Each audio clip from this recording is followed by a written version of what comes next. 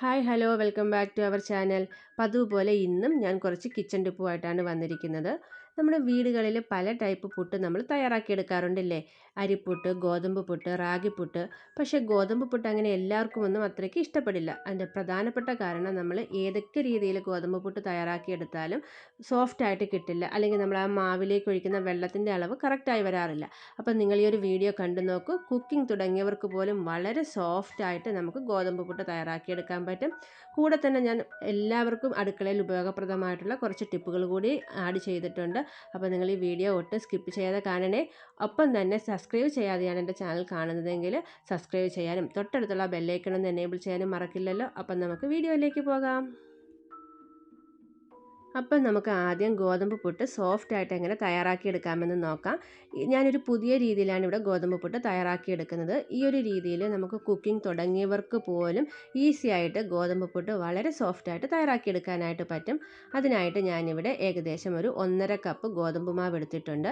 ഇനി നമുക്ക് ഈ ഗോതമ്പ് മാവിലേക്ക് ആവശ്യത്തിന് ഉപ്പ് ചേർത്ത് കൊടുക്കാം. ഉപ്പ് ചേർത്ത് കൊടുത്തിട്ട് നമുക്ക് നല്ലതുപോലെ ഉപ്പൊന്ന് ഇളക്കി ചേർക്കണം. നമ്മുടെ ഉപ്പ് എല്ലായിടത്തും എത്താൻ വേണ്ടിയാണ് ഇങ്ങനെ ഇളക്കി കൊടുക്കുന്നത്.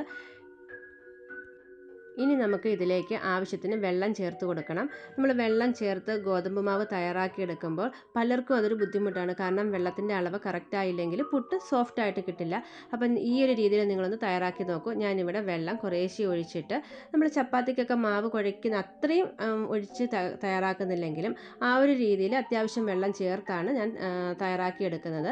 ഇങ്ങനെ നമ്മൾ ഗോതമ്പ് പുട്ട് തയ്യാറാക്കിയെടുക്കുമ്പോൾ നമുക്ക് വെള്ളത്തിൻ്റെ അളവൊന്നും ഒരു പ്രശ്നമേ അല്ല.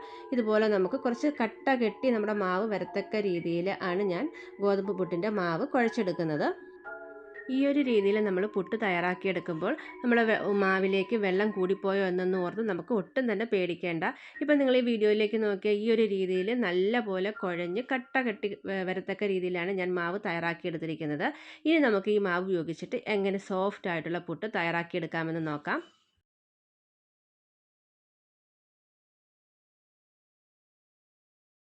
ഇതുപോലെ കട്ട കെട്ടിയ രീതിയിൽ കുഴച്ചെടുത്ത മാവ് ഞാൻ മിക്സിയുടെ ജാറിലേക്കാണ് ഇട്ട് കൊടുക്കുന്നത്. നമ്മുടെ മിക്സിയുടെ അരിയൊക്കെ അരയ്ക്കുന്ന വലിയ ജാറിലേക്കാണ് ഈ മാവ് ഇട്ട് കൊടുക്കുന്നത്. നമ്മൾ മാവ് ഇട്ട് കൊടുക്കുമ്പോൾ ശ്രദ്ധിക്കേണ്ട ഒരു കാര്യം, ഒരുപാട് മാവ് മിക്സിയുടെ ജാറിലേക്ക് ഇടരുത്. വളരെ കുറച്ച് മാവ് മാത്രമേ ഈ ഒരു മിക്സിയുടെ ജാറിലേക്ക് ഇടാവൂ. ഇല്ലെങ്കിൽ നമ്മുടെ മാവ് കട്ട കെട്ടിയിട്ട് നമ്മൾ ഗോതമ്പ് ചപ്പാത്തിയൊക്കെ കുഴച്ചെടുക്കുന്ന പോലെ ആയിപ്പോകും. ഇനി ഞാനിതിലേക്ക് ഏകദേശം ഒരു 2 ടേബിൾ സ്പൂണോളം ഗോതമ്പ് പൊടി ഇട്ട് കൊടുക്കുകയാണ്. നമ്മുടെ വെള്ളത്തിൻ്റെ അളവനുസരിച്ച് നമ്മൾ കുഴച്ചെടുത്ത മാവിലെ വെള്ളത്തിൻ്റെ അളവനുസരിച്ച് 2, 3, 4 ടേബിൾ സ്പൂൺ നമുക്ക് ഗോതമ്പ് പൊടി ഇതിലേക്ക് ഇട്ട് കൊടുക്കാം. ഇനി ഞാൻ മിക്സിയുടെ ജാർ അടച്ച് പൾസ് മൂഡിൽ വെച്ച് ഒന്ന് പ്രസ് ചെയ്തെടുക്കുകയാണ് ചെയ്യുന്നത്. അപ്പോൾ നമ്മുടെ ഗോതമ്പ് പുട്ടിൻ്റെ മാവ് പെർഫെക്റ്റ് ആയിട്ട് നമുക്ക് റെഡി ആയിട്ട് കിട്ടും. ഈ ഒരു രീതിയിൽ നമ്മൾ ഗോതമ്പ് പുട്ടിൻ്റെ മാവ് തയ്യാറാക്കിയെടുക്കുമ്പോൾ വെള്ളം കൂടിപ്പോയാലും പേടിക്കേണ്ടതില്ല. 1, 2 ടേബിൾ സ്പൂൺ കൂടുതൽ ഗോതമ്പ് പൊടി ചേർത്ത് ഒരു പൾസ് മൂഡിലിട്ടൊന്ന് അടിച്ചെടുത്താൽ മാത്രം മതി. അപ്പോൾ നമുക്കിത് ഇതുപോലെ പെർഫെക്റ്റ് ആയിട്ടുള്ള ഗോതമ്പ് പുട്ടിൻ്റെ മാവ് തയ്യാറായിട്ട് കിട്ടുന്നതാണ്. അപ്പോൾ ഇതാണ് നമ്മുടെ ഫസ്റ്റ് ടിപ്പ്, ഗോതമ്പ് പുട്ട് സോഫ്റ്റായിട്ട് കിട്ടാനുള്ളത്. അതിന് ശേഷം നമുക്കിത് ഇതുപോലെ സ്പൂൺ ഉപയോഗിച്ച് അതിലുള്ള കട്ടകളൊക്കെ ഒന്ന് ഉടച്ചതിന് ശേഷം നമ്മൾ സാധാരണ ഗോതമ്പ് പുട്ട് തയ്യാറാക്കുന്ന രീതിയിൽ തയ്യാറാക്കിയെടുത്താൽ നല്ല സോഫ്റ്റ് ആയിട്ടുള്ള പ്ലഫി ആയിട്ടുള്ള പെർഫെക്റ്റ് ആയിട്ടുള്ള ഗോതമ്പ് പുട്ട് കിട്ടും. ഈ ഒരു രീതിയിൽ നിങ്ങൾ ഇതുവരെയും ഗോതമ്പ് പുട്ട് തയ്യാറാക്കിയിട്ടില്ലെങ്കിൽ ഒരു പ്രാവശ്യമെങ്കിലും ഒന്ന് ട്രൈ ചെയ്ത് നോക്കണം. തീർച്ചയായിട്ടും നിങ്ങൾക്ക് ഇഷ്ടപ്പെടുമെന്ന് മാത്രമല്ല, നിങ്ങൾ പിന്നീട് ഈ ഒരു രീതിയിൽ മാത്രമേ ഗോതമ്പ് പുട്ട് തയ്യാറാക്കിയെടുക്കത്തുള്ളൂ. ഇനി നമുക്ക് ഈ മാവ് കറക്റ്റ് കൺസിസ്റ്റൻസിയിലാണോ എന്ന് അറിയാൻ ഇതുപോലെ കുറച്ച് മാവ് കയ്യിലെടുത്ത് ഉരുള പിടിച്ച് നോക്കുമ്പോൾ കറക്റ്റായിട്ട് ഇതുപോലെ ഉരുളയായിട്ട് കിട്ടുകയാണെങ്കിൽ നമ്മുടെ മാവ് പെർഫെക്റ്റ് കൺസിസ്റ്റൻസിയിലാണെന്ന് നമുക്ക് മനസ്സിലാക്കാൻ പറ്റും. ഇനി നമുക്കിത് ഉപയോഗിച്ച് നല്ല സോഫ്റ്റ് ആയിട്ടുള്ളൊരു ഗോതമ്പ് പുട്ട് തയ്യാറാക്കി നോക്കാം. ഈ ഒരു രീതിയിൽ പുട്ടിൻ്റെ മാവ് നമ്മൾ മിക്സിയിൽ അടിച്ച് തയ്യാറാക്കുന്നത് കൊണ്ട് തന്നെ വെള്ളത്തിൻ്റെ അളവ് എല്ലായിടത്തും ഒരേപോലെ എത്തുന്നത് കൊണ്ട് നമ്മുടെ പുട്ട് നല്ല സോഫ്റ്റ് ആയിരിക്കും. അതുകൊണ്ട് തന്നെ നമുക്ക് പുട്ട് തയ്യാറാക്കിയെടുക്കുമ്പോൾ കറി ഒന്നുമില്ലാതെ തന്നെ ഈ ഒരു ഗോതമ്പ് പുട്ട് കഴിക്കാനായിട്ട് പറ്റും. ഇനി നമ്മൾ സാധാരണ രീതിയിൽ പുട്ട് തയ്യാറാക്കുന്നത് പോലെ നാളികേരം ഇട്ടിട്ട് നമുക്ക് പുട്ടിൻ്റെ മാവ് നിറച്ച് സ്റ്റീം ചെയ്തെടുക്കാവുന്നതാണ്. ദേ നോക്കിയാൽ നമ്മുടെ പുട്ട് ഇവിടെ തയ്യാറായി വന്നിട്ടുണ്ട്. വളരെ സോഫ്റ്റ് ആയിട്ടുള്ള ഫ്ലഫി ആയിട്ടുള്ള പുട്ടാണ് നമുക്ക് തയ്യാറായി കിട്ടിയിട്ടുള്ളത്. ഇത് നിങ്ങൾക്ക് ഈ വീഡിയോയിൽ കാണുമ്പം തന്നെ മനസ്സിലാവും, നല്ല പെർഫെക്റ്റ് ടെക്സ്ചറിലുള്ള വളരെ സോഫ്റ്റ് ആയിട്ടുള്ള ഒട്ടും തന്നെ കട്ട കെട്ടാത്ത ഗോതമ്പ് പുട്ടാണ്. ഈ ഒരു പുട്ട് കഴിക്കുന്നതിന് ഞാൻ നേരത്തെ പറഞ്ഞതുപോലെ കറി ഒന്നും തന്നെ വേണ്ട, അത്രയ്ക്ക് സോഫ്റ്റാണ്. അപ്പോൾ നിങ്ങൾ ഈ ഒരു രീതിയിൽ പുട്ടൊന്ന് ട്രൈ ചെയ്ത് നോക്കിയിട്ട് കമൻറ്റ് അറിയിക്കുമല്ലോ. നമ്മുടെ അടുത്ത ടിപ്പ് എന്ന് പറയുന്നത്, നമ്മുടെ വീടുകളിലൊക്കെ ഉപയോഗിക്കുന്ന ഇത്തരത്തിലുള്ള ഫ്ലാസ്കുകൾ ഒരുപാട് കാലം ഉപയോഗിക്കാതെ വെച്ചതിന് ശേഷം എടുത്ത് ചായയോ പാലോ ഒക്കെ ഇതിലേക്ക് തിളപ്പിച്ചൊഴിച്ച് വെച്ചിട്ട് എടുക്കുമ്പം ഒരു ചെവ വരാറുണ്ടല്ലേ. അങ്ങനെ ചെവ വരാതിരിക്കാനായിട്ട് എന്ത് ചെയ്യാമെന്നുള്ളതാണ് നമ്മുടെ അടുത്ത ടിപ്പ്.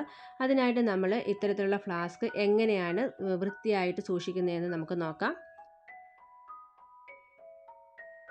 നമ്മുടെ ഉപയോഗം കഴിഞ്ഞതിന് ശേഷം ഫ്ലാസ്ക് നല്ലതുപോലെ ക്ലീൻ ചെയ്ത് വെയിലത്ത് വെച്ച് ഉണക്കി അതിനുശേഷം ദേ ഇതുപോലെ കുറച്ച് ന്യൂസ് പേപ്പർ ചുരുട്ടി നമ്മൾ ഫ്ലാസ്കിലേക്ക് ഇട്ട് അടച്ച് വെച്ചിരിക്കുകയാണ് എങ്കിൽ എത്ര കാലം കഴിഞ്ഞ് നമ്മൾ ഫ്ലാസ്ക് എടുത്താലും ഒട്ടും തന്നെ സ്മെല്ല് വരികയില്ല. അതുപോലെ തന്നെ നമ്മുടെ ആ ഫ്ലാസ്കിലേക്ക് ചായയോ പാലോ ഒക്കെ ഒഴിച്ചിട്ട് ഉപയോഗിക്കുകയാണെങ്കിലും ആ ഒരു ചവ വരികയില്ല.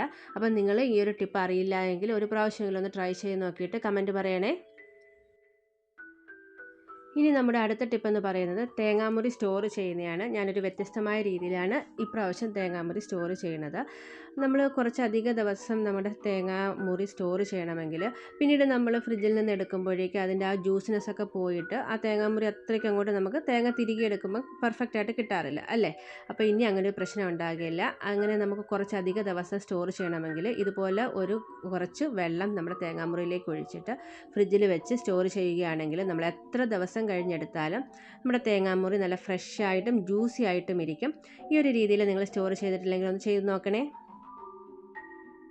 അടുത്ത ടിപ്പ് എന്ന് പറയുന്നത്, നിങ്ങൾക്ക് എല്ലാവർക്കും ഒരു പക്ഷേ അറിയാവുന്നതായിരിക്കും. നമ്മൾ ഇതുപോലെ മുളകൊക്കെ കട്ട് ചെയ്യുമ്പം, പ്രത്യേകിച്ച് ഇഞ്ചിക്കറിയൊക്കെ വെക്കുമ്പോൾ നമുക്ക് കുറച്ചധികം മുളക് ആവശ്യമായിട്ട് വരും. നമ്മുടെ കൈയൊക്കെ നല്ല പോലെ നീറാറുണ്ടല്ലേ. അപ്പോൾ ഇനി അങ്ങനെ ഒന്നും ഉണ്ടാവാതിരിക്കാനായിട്ട് നമുക്ക് എന്ത് ചെയ്യാമെന്നുള്ളതാണ് നമ്മുടെ അടുത്ത ടിപ്പ്. ഇതുപോലെ നമ്മൾ മുളകും ഇഞ്ചിയുമൊക്കെ അരിയുമ്പം നമ്മുടെ കൈക്ക് നീറ്റലും ആ ഒരു ഇത് വരാതിരിക്കാനായിട്ട് നമ്മൾ ഇഞ്ചി ആയാലും മുളകായാലും അരിയുന്നതിന് മുമ്പ് കുറച്ച് ഓയിൽ ഇതുപോലെ കയ്യിലൊന്ന് സ്പ്രെഡ് ചെയ്തതിന് ശേഷം നമ്മൾ അരിയുകയാണെങ്കിൽ ഒട്ടും തന്നെ നീറ്റലോ ചുളിച്ചിലോ ഒന്നും തന്നെ ഉണ്ടാകുകയില്ല. ഒരു ടിപ്പ് ഒട്ടുമിക്ക ആളുകൾക്കും അറിയാവുന്നതാണ്. അറിയാത്തവരുണ്ടെങ്കിൽ ഒന്ന് ട്രൈ ചെയ്ത് നോക്കണേ. ഇനി അതല്ല എന്നുണ്ടെങ്കിൽ ഇതുപോലെ ഒരു സിസർ ഉപയോഗിച്ചിട്ട് നമ്മൾ മുളക് ഇതുപോലെ കട്ട് ചെയ്തെടുത്താലും നമ്മുടെ കൈക്ക് ഒട്ടും തന്നെ നീറ്റൽ വരികയില്ല. അപ്പോൾ ഈ ഒരു ടിപ്പ് നിങ്ങളൊന്ന് ട്രൈ ചെയ്ത് നോക്കിയിട്ട് അഭിപ്രായം പറയണേ. നമ്മുടെ അടുത്ത ടിപ്പ് ഒട്ടുമിക്ക വീട്ടമ്മമാർക്കും ഉപയോഗപ്രദമാകുന്ന ഒന്നാണ്. നമ്മൾ ഇൻസ്റ്റൻറ്റ് കോഫി പൗഡറൊക്കെ വാങ്ങിച്ചിട്ട് ഒന്നോ രണ്ടോ തവണ യൂസ് ചെയ്തതിന് ശേഷം പെട്ടെന്ന് തന്നെ കട്ട കെട്ടി പോകാറുണ്ടല്ലേ. അപ്പോൾ അങ്ങനെ ഉണ്ടാകാതിരിക്കാൻ എന്ത് ചെയ്യണമെന്നുള്ളതാണ് നമ്മുടെ അടുത്ത ടിപ്പ്. ഞാൻ ഈ ഒരു ബോട്ടിൽ വാങ്ങിച്ചിട്ട് ഏകദേശം ഒരു 6 മാസത്തിന് മുകളിലായിട്ടുണ്ട്. ഞാനിപ്പോൾ ഇത് ഓപ്പൺ ചെയ്ത് കാണിച്ചു തരാം. ഇതിലൊട്ടും തന്നെ നമ്മുടെ കോഫി കട്ട കെട്ടിയൊന്നും പോയിട്ടില്ല. നല്ല പെർഫെക്റ്റ് ആയിട്ട് തന്നെയാണ് ഇരിക്കുന്നത്. ഏകദേശം ഈ ഒരു കോഫി പൗഡർ തീരാറായിട്ടുണ്ട്. അപ്പം ഞാനിത് എങ്ങനെയാണ് സ്റ്റോർ ചെയ്തതെന്ന് കാണിച്ചു തരാം. ഞാൻ ഈ ഒരു കോഫി പൗഡർ സ്റ്റോർ ചെയ്തത് ഫ്രിഡ്ജിലാണ്. നമ്മൾ ആവശ്യത്തിന് എടുത്തതിന് ശേഷം ഫ്രിഡ്ജിൽ സ്റ്റോർ ചെയ്യുകയാണെങ്കിൽ, നമ്മൾ ഫ്രിഡ്ജിൻ്റെ ഡോറിൽ സ്റ്റോർ ചെയ്യുകയാണെങ്കിൽ നമ്മുടെ കോഫി പൗഡർ ഒട്ടും തന്നെ കട്ട കെട്ടി പോവുകയില്ല.